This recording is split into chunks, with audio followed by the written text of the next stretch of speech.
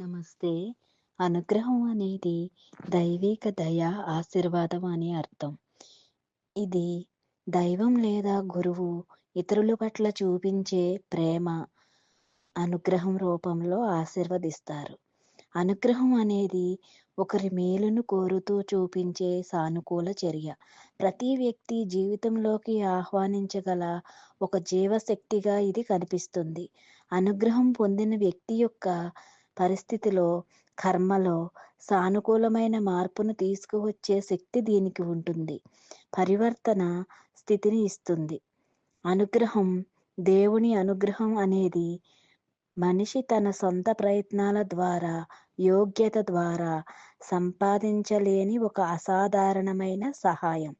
గురువు కేవలం మాటలతో కాకుండా ఒక్కోసారి తన దృష్టితో, స్పర్శతో, మౌనంగా శిష్యుడికి ఆ అంతర్గత అనుభూతిని కలిగేలా చేస్తారు.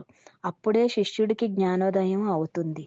శిష్యుడి ప్రయత్నం ఇందులో ముఖ్యం అయినా, చివరి మెట్టును అధిగమించడానికి గురువు యొక్క శక్తివంతమైన దయ, అనుగ్రహంగా కావాలి.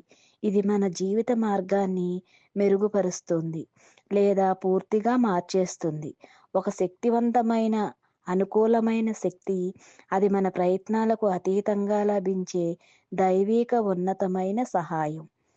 శ్రీ పరంజ్యోతితో మైత్రి అనే ఛానల్‌ను సబ్స్క్రైబ్ చేసి, లైక్ చేసి, షేర్ చేయండి. ధన్యవాదాలు.